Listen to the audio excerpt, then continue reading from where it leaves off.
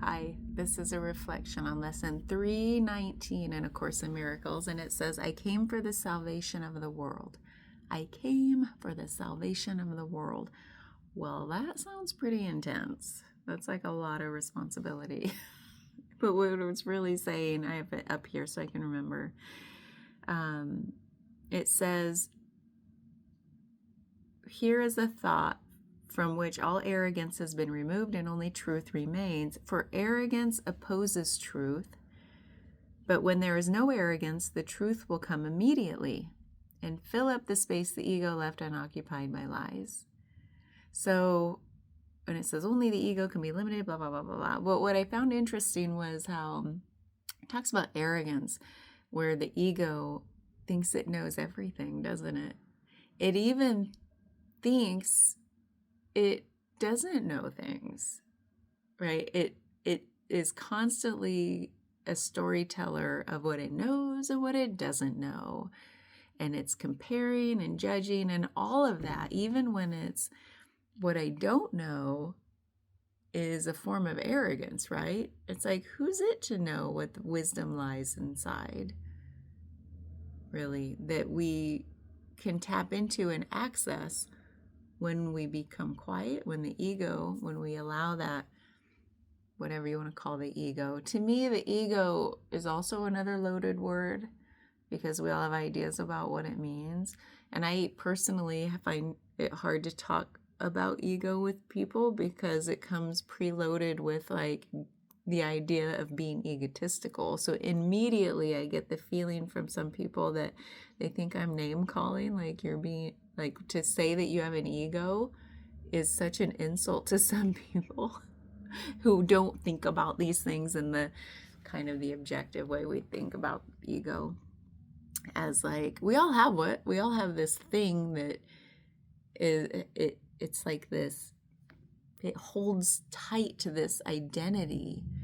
It is all right. It's like one and the same. So I should just call it identity. It's like the things that we latch onto that say, that's me, or that's not me, or I know this, or I don't know that. Like this whole idea of I is to actually have some form of arrogance. And now I should have Googled the word arrogant to really tap into its true meaning. But oh well. To me, it just means like, I know. And I know that I don't know. So I don't want to say it's just I know everything. It could just be like, I know what's best. I know what's going on here. I know myself so well. I know my history. I know maybe my future. It's this thing that just says, I know. It's also this thing that says, I should be doing that, but I'm not. Or I am doing this, but I shouldn't be.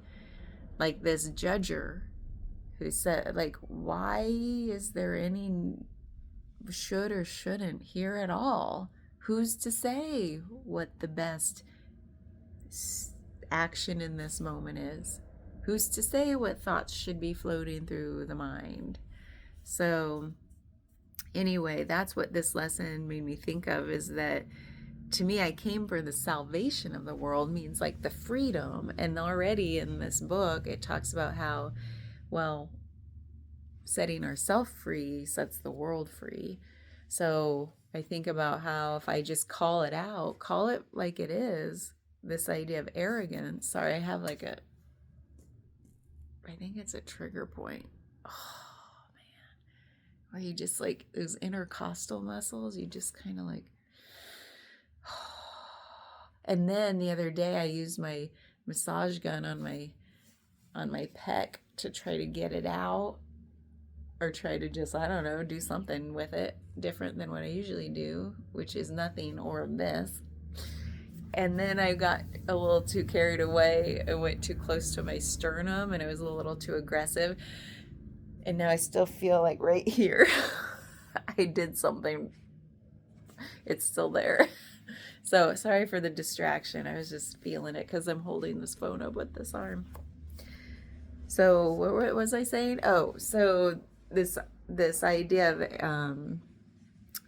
arrogance of the judger and everything that goes along with identity is like this.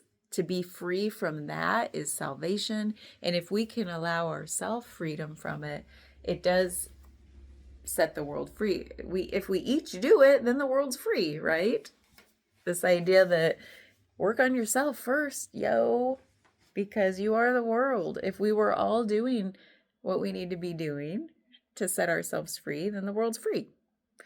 Also, when we set ourselves free, it gives permission to others. Like when they see it, you're a reflection of what's possible. Okay, so that's another way it perpetuates. That's what this lesson made me think of. Because when I said, whoa, that I came for the salvation of the world is like a huge responsibility, but really it feels huge because, oh no, I've got to look at myself first. I've got to inquire into like what this ego and arrogance in this lesson is really all about. And my own personal journey is one of it's many things. How do I want to characterize it today? In terms of ego and arrogance, I have to laugh at myself a lot these days because I sense that rising up in me sometimes, that thing that thinks it knows so much about what my journey even is. To even talk to you about it is a form of arrogance. It's saying, let me make a story out of this, because it's like, here, children, listen to this story and believe it's true. First of all, everything's true and nothing's true. So if I put my story and the term, and like my experiences in all these different moments into the form of a story, it's saying, here's what I want you to think about me and what I've been going through and blah, blah, blah, blah, blah. So I just shut myself down before I even told you my story because my ego wanted to be called out, right? So it's like, what stories are we telling each other about ourselves?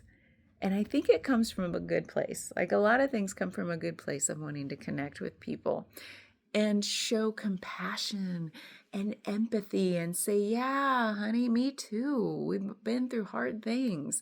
And here's my story so that you can feel like you're not alone. So I think a lot of that comes from a good place. And yet the mere act of like saying anything, like I know what I'm all about, is a form of arrogance. When it's like the deepest truths to me come when I say, I don't know, but I'm open enough to see what comes in when I'm quiet. And that's where I tend to tap into my own deeper truths, is when I just shut the hell up. Paradoxically, I don't know what I'm thinking until I turn on these videos and start talking. So isn't that funny? But really, when I go into meditation, and oftentimes it takes the form of sitting and staring at the wall and just seeing what happens when I'm quiet. And then I'm like, oh, that's where the real knowing is, not when I open my mouth. Opening my mouth might just be like, what's here today? What do we want to think about or talk about today? So, yeah.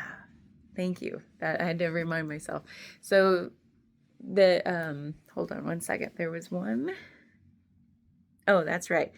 So the filling up the space, that's when going quiet, it feels like,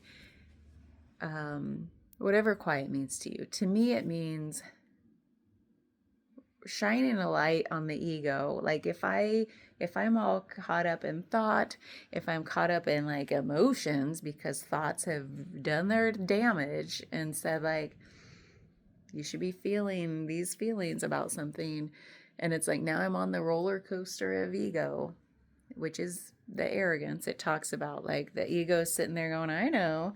And for me to believe my own thoughts usually stirs up emotion, right? When I believe the thoughts I'm having, it's so crazy. Why should I believe the thoughts I'm having? Thoughts are ridiculous. They don't mean anything. They just come from nowhere and they go to nowhere. and they come and go and they come and go.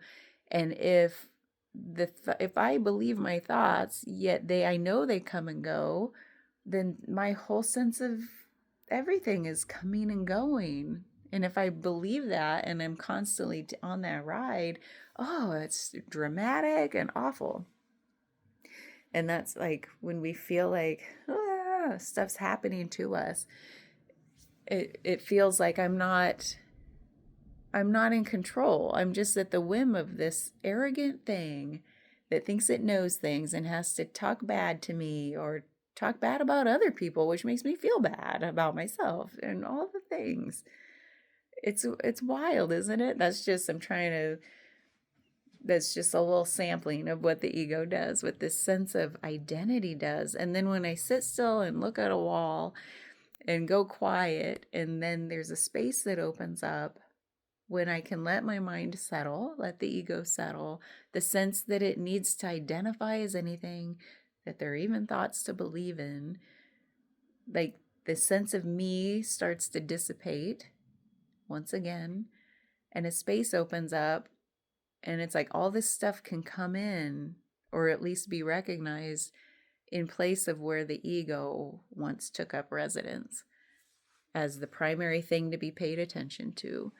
All this other stuff's already either there or has the ability to come in and be there when the ego is gone. And it could be a sense of self-love. It could be the sense, all the deepest wisdoms I've ever said aha about have come in when this freaking thing gets quiet. So that's what this lesson made me think of.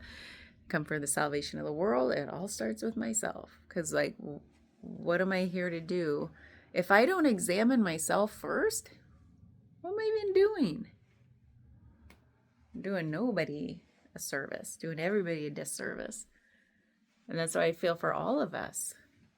Do you ever feel that? Like, when you're interacting with somebody new and you're trying to understand, like, your starting point with somebody, like, what's someone's capacity for going to the places you like to go to in conversation, and like, because you want to connect. Like I said, it all comes back to connecting. How do you do it? Like, how do you gauge the starting point with someone? And it's like, how do you drop in the little nuggets of, like, you want to get weird? Let's talk about stuff that no one even thinks to talk about. Some of you don't even know it's a possibility to talk about this stuff. But if you're here watching this video about A Course in Miracles, you're probably somebody who likes to think about, if not talk about, this stuff. So if we were to meet in person, how would we gauge each other's capacity for this? And then, because that whole, like, I came for the salvation of the world, and if I don't examine myself first, how am I supposed? So where this is taking me is when you look on social media and you see the people who are like saying that shouldn't be like that. That shouldn't be like that. And they're so vocal about it and they're getting so angry about it. And then you go into the comments with your popcorn and you're just like, oh yeah, there's 100 comments here, all riled up in different angles on the same topic. And you're like, whoa. Do you ever wonder if somebody feels like they know better than, like, how something should be? Like, that shouldn't be like that. Do you ever wonder, like, what makes them think they know better? It obviously is like that to you. Like, it may not be like that for everyone, but you yelling it out there as if everyone sees the same thing and should feel the way you feel. That's coming up a lot lately with different issues in the world. So it always has, but it is now more and more, it feels like. So it's like, to me, that screams ego.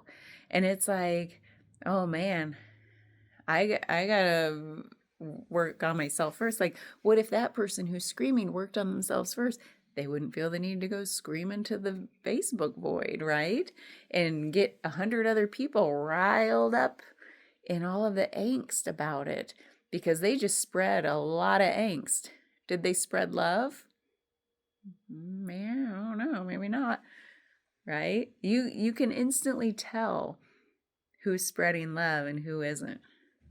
Because if it comes from a place of love, like, I don't like it when people are mean to each other, but then the way you say it is like they're wrong and we should hate them. We should shame them for feel like being that way. Then what are you doing? Is that spreading love? No. Sorry, I'm going off on a rant here, but when you see like that, how do you gauge that? So if I were to get in contact with that person, what would be our starting point? Right? They're not going to win me over to their dark side and me judging it as dark. But it's like, I'm not going to win them over to the side of acceptance and allowing and just love is all there is, because to them, that's not enough, is it? Yeah, I love them, but I got to be angry. But why? So again, all of this, I'm just rambling because it all just points to like, it's an inside job. You got to start here first, no matter what it is. For the salvation of the world, start with yourself first. Don't get 100 other people riled up in anger. Get them riled up in love. So it's all about the how. You can still look out there and say, man, I wish that was different. But how am I going to express that? So that I get other people saying, what can we build from a place of love? Except we can only build division and separation from a place of anger. And saying, that shouldn't be like that. But what if we said, I wish it was different, and here's how. Let's build this together. Like, why does it have to be so? Why can't that be the norm? Hope that's where we're headed. So anyway, I came for the salvation of the world. It has to start at home first. Okay,